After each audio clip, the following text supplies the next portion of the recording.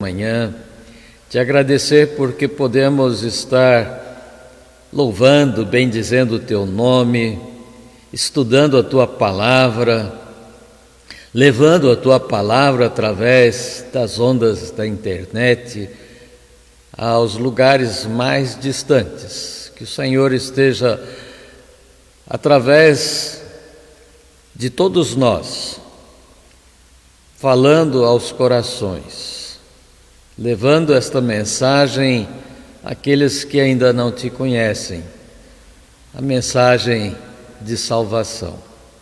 Abençoe, ó Pai, as pessoas que estão conectadas conosco, as famílias da igreja e aqueles que nós ainda não sabemos quem são, onde estão, mas que o Senhor esteja abençoando a cada um. É o que nós te pedimos no nome de Jesus. Amém. Nós temos mais um louvor, este que acabou de tocar, que foi a nossa introdução, o nosso prelúdio, falando sobre Israel, o bichinho de Jacó. Linda canção. Muito, muito bonita.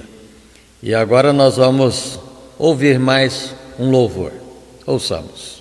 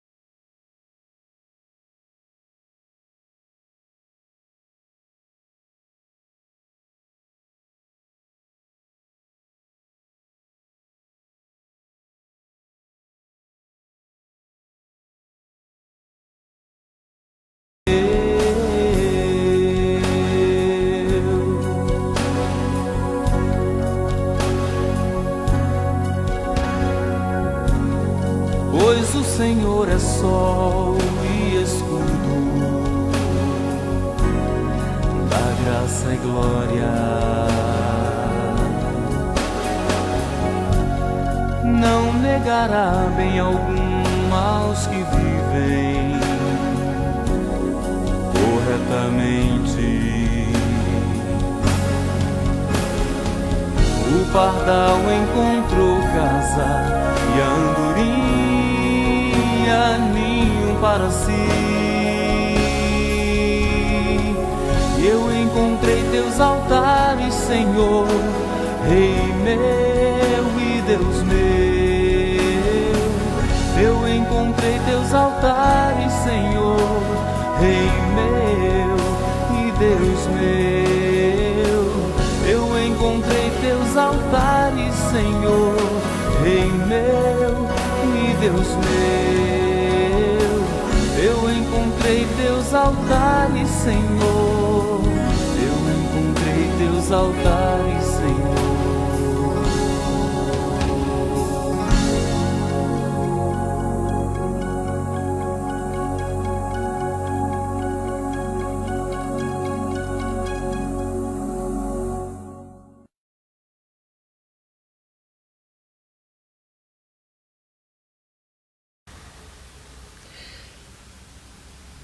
Que bom, meus irmãos, ouvimos mais um louvor e nós vamos passar agora diretamente para a nossa aula. Quando começou esta pandemia e que nós fomos obrigados ao isolamento social, eu me perguntava constantemente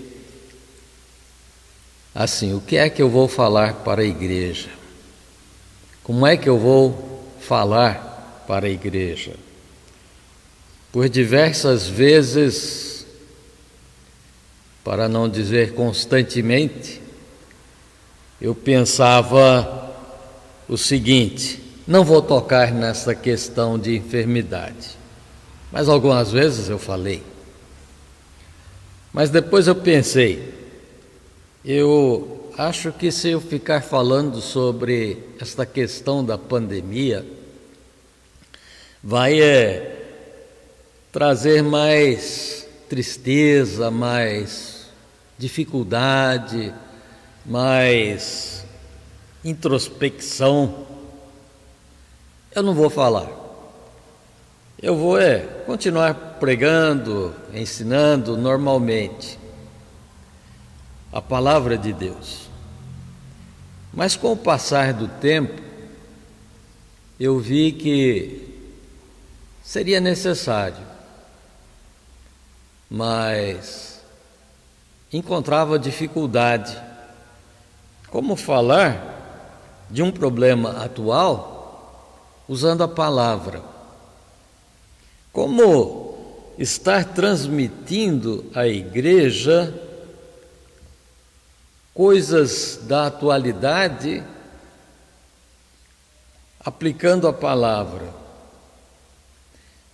E aos poucos Deus foi me dando orientação, sabedoria. Hoje eu já me sinto um pouco mais à vontade. Não me sinto totalmente à vontade, mas já bem mais à vontade, porque passei a ver que muitos e muitos pastores, pregadores da palavra, começaram e estão falando sobre a pandemia, sobre o isolamento social, sobre a crise econômica, financeira e principalmente a crise de saúde, usando a palavra. E hoje eu quero trazer alguma coisa a este respeito. E o título para esta nossa aula de hoje é: Como enfrentar tempos de aflição. O texto base da nossa aula encontra-se em João 16:33 e diz assim: estas coisas vos tenho dito para que tenhais paz em mim. No mundo passais por aflições, mas tende bom ânimo, eu venci o mundo. São palavras de Jesus. E aí eu comecei a verificar que o mundo, aqui na terra onde vivemos, é um lugar de aflições. E como passamos por aflições, como passamos por dificuldades aqui neste mundo, podemos viver acima das aflições por um tempo. Podemos encontrar um jeito de ignorá-la, como eu vinha fazendo no começo, ou mudar o nome delas por um tempo, das aflições, mudar o nome das aflições por um tempo. Enfim, as aflições sempre cruzarão os nossos caminhos, mas devemos lembrar que a vitória é certa. Jesus disse: no mundo passais por aflições, mas tende bom ânimo, eu venci o mundo. Veja, Jesus venceu o mundo. Jesus venceu aqui o mundo, não a terra onde nós estamos vivendo, mas ele venceu as aflições, os problemas, as dificuldades deste mundo. Jesus já venceu. Por que nós não venceremos? Tende bom ânimo. Creia. Coloque nas mãos dele a sua vida, as dificuldades, os problemas, as aflições. Você já experimentou um sentimento de estar sendo esmagado? Pois é. Eu tenho me sentido ultimamente como sendo esmagado pela situação atual. Não pelo Covid-19, mas sendo esmagado por uma situação onde muitas coisas são difíceis. As mentiras, os fakes, a política, ou seja, não vamos dizer a política, mas a politicagem, aquilo que estão fazendo uns contra os outros, acusações, enfim, a politicagem que sempre existiu no nosso Brasil. Eu me sinto esmagado, porque não posso fazer nada em relação à política, a não ser o que temos feito eu e a Gláucia, minha esposa, todos os dias. Orar pelo nosso país, orar pela igreja, orar pela nação, pelos enfermos, orar pelos políticos, orar pelo presidente, pela sua comissão, pela sua equipe, pelos ministros. Quanta dificuldade, quantos problemas, quanta aflição, quanta opressão. Você já experimentou um sentimento de estar sendo esmagado? Nós vamos ver um texto que se encontra em 1 Samuel, capítulo 30, versículos de 1 a 4, que diz assim: Sucedeu, pois, que chegando Davi e os seus homens ao terceiro dia a Ziclag, já os amalequitas tinham dado com ímpeto contra o sul de Ziclag, e a esta ferido e queimado.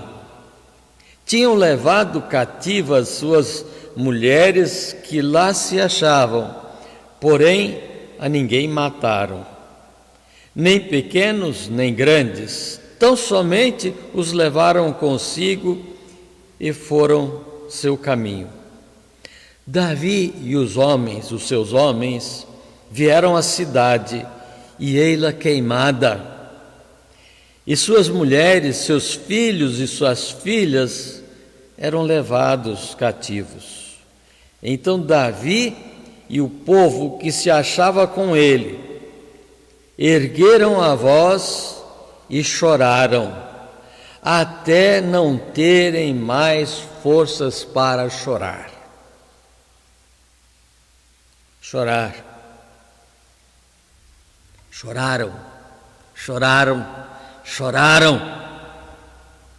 Davi e seus soldados sentiam-se arrasados, esmagados ali em Ziclag. em total aflição. Aflição.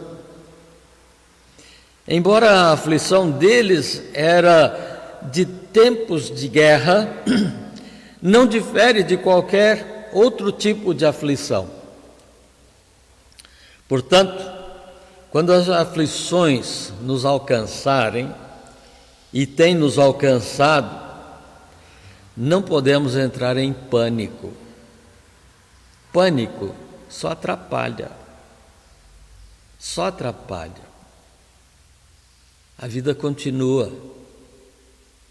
Temos que parar. Temos que colocar nossa cabeça no lugar, pensamentos no lugar, aceitar o que não pode mudar. Você pode mudar a situação atual. Você pode mudar a situação política do nosso Brasil. Você pode mudar a situação de saúde do nosso país. Eu digo não. Mas com sabedoria, ponha o problema no seu devido lugar. Ponha o problema no seu devido lugar. Trate a aflição com cuidado para que dela não nasça a amargura, para que o seu coração não fique amargurado. Não tenha pena de si mesmo, não tenha pena de si mesmo. Provérbios 24:10 diz assim: se te mostras fraco no dia da angústia, a tua força é pequena. Se te mostras fraco no dia da angústia, a tua força é pequena. Temos também o exemplo, meus irmãos, de Jó. E que exemplo? Ele foi um homem forte, mesmo passando pelo vale da sombra da morte, permaneceu firme no Senhor.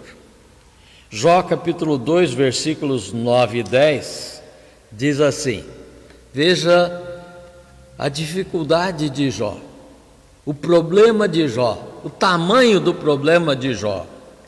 Jó capítulo 2, versículos 9 e 10. Então sua mulher lhe disse,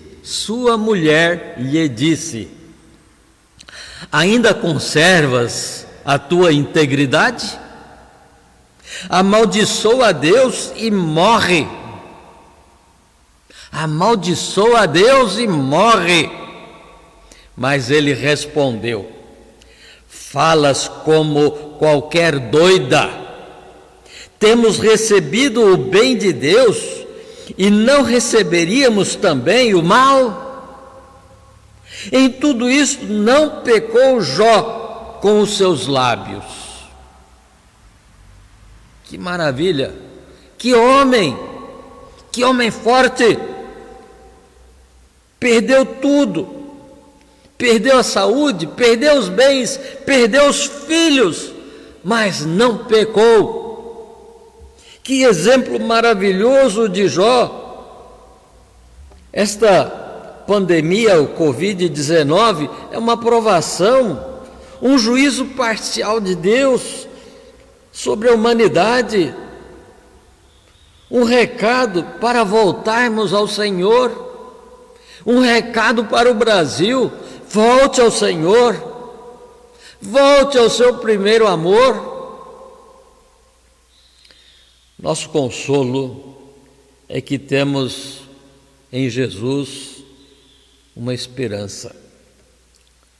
Mateus capítulo 8, versículos 5 a 7, diz assim: tendo Jesus entrado em Cafarnaum, apresentou-se-lhe um centurião, implorando: Senhor, o meu criado jaz em casa, de cama, paralítico, sofrendo horrivelmente.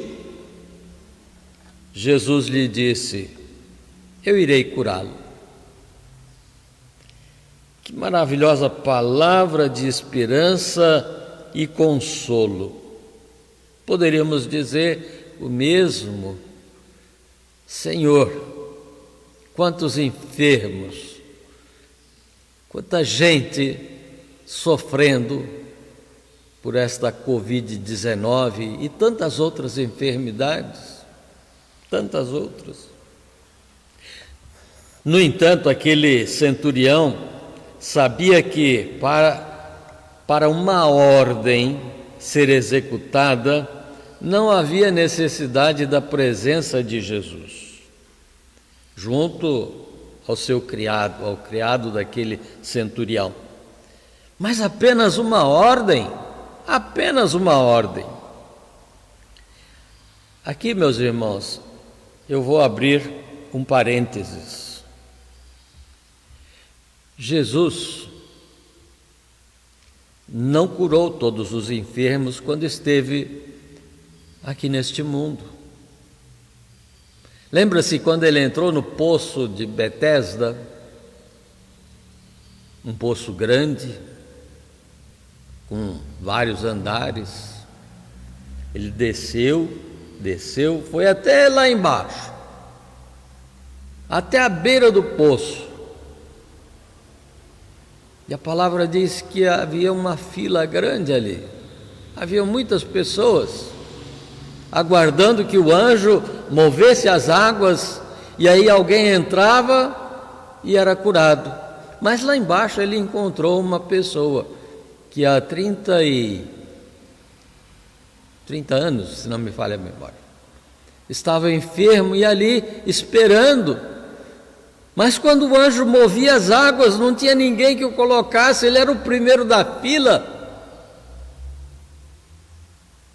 E Jesus manda que ele pegue a sua cama, as suas coisas e vá embora. E aquele homem foi curado.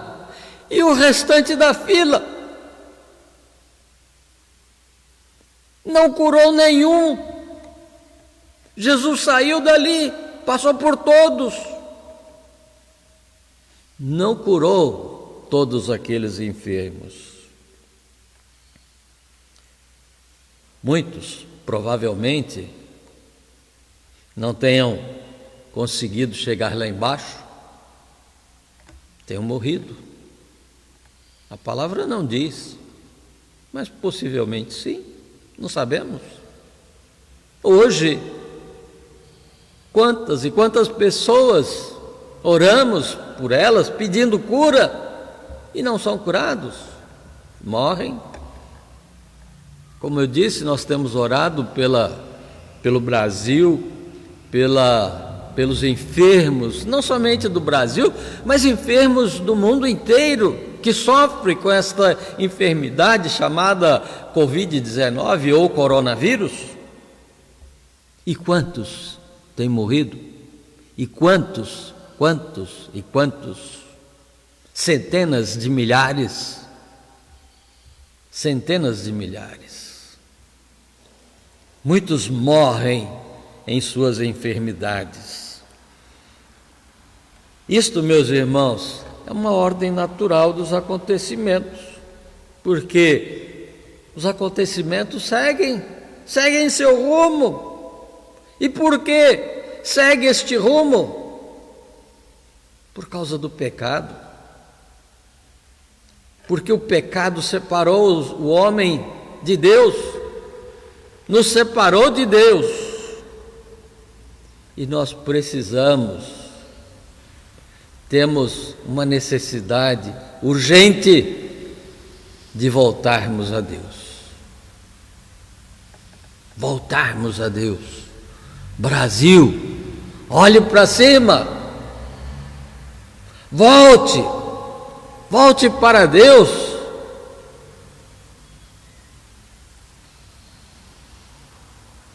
Muitas vezes nos acovardamos diante das aflições e das dificuldades. Quando Israel foi liberto do cativeiro do Egito, teve em sua peregrinação pelo deserto muitas aflições, muitas.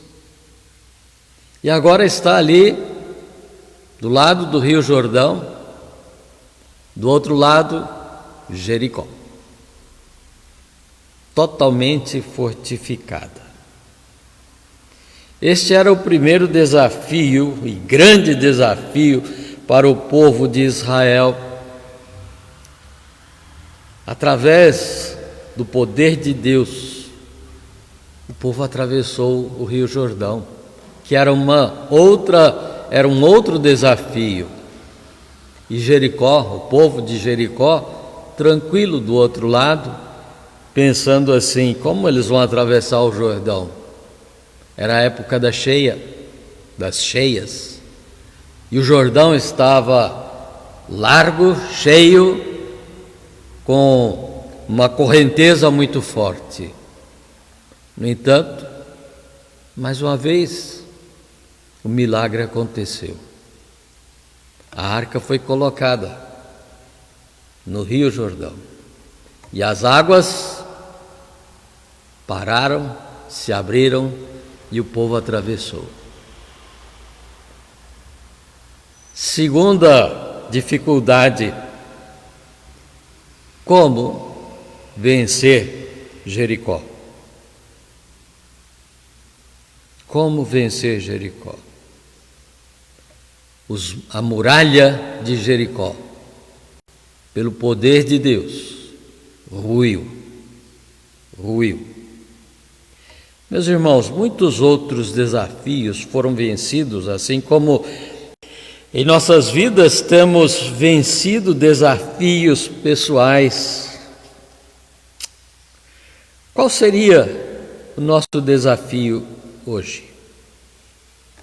O que nos tem afligido? Se você está pensando na Covid-19, sinto muito dizer, não é. Embora seja um desafio para a ciência, não para nós. Covid-19 não é um desafio para nós. Nosso desafio, meus irmãos, é permanecer firme no Senhor Jesus. Nosso desafio é juntos levar o evangelho de salvação aos perdidos, àqueles que estão à espera de conforto e consolo, à espera de salvação. Este é o nosso desafio. Este é o nosso desafio. Que Deus nos fortaleça, que Deus nos ajude para alcançarmos novas almas neste tempo que se aproxima, chamado pós-Covid-19. Este é um tempo que todos estão mencionando, não somente os cristãos, mas os sociólogos, os filósofos, os grandes pensadores, pensando num período chamado pós-Covid-19. E aí eu pergunto: e o que nós vamos fazer? O que a igreja vai fazer? O que a igreja está esperando? É um desafio, meus irmãos. O que vamos fazer? Inicialmente, para este período chamado pós-Covid-19, convido os irmãos a estarem orando por uma orientação de Deus, de como viveremos após este tempo presente. Como viveremos? Como estaremos trabalhando? Se os irmãos olharem, os bancos estão vazios, totalmente vazios. Mas se olharmos lá fora e voltando os olhos para a palavra de Deus, os campos já estão brancos. Brancos. Isto quer dizer, está na hora da ceifa, está na hora da colheita, está na hora de pregarmos o Evangelho, de anunciarmos Jesus Cristo e colher os frutos da pregação, porque o Espírito Santo nunca parou de trabalhar, continua trabalhando, mas esperando que você e eu estejamos fazendo o nosso trabalho também. Por isso, mais uma vez, eu convido você, eu conclamo você a estar orando, pedindo a orientação de Deus para este tempo que será chamado pós-Covid-19. Que Deus te abençoe, que Deus esteja com todos vocês que nos acompanharam nesta manhã de escola dominical. Vamos ouvir mais um hino, o hino 283.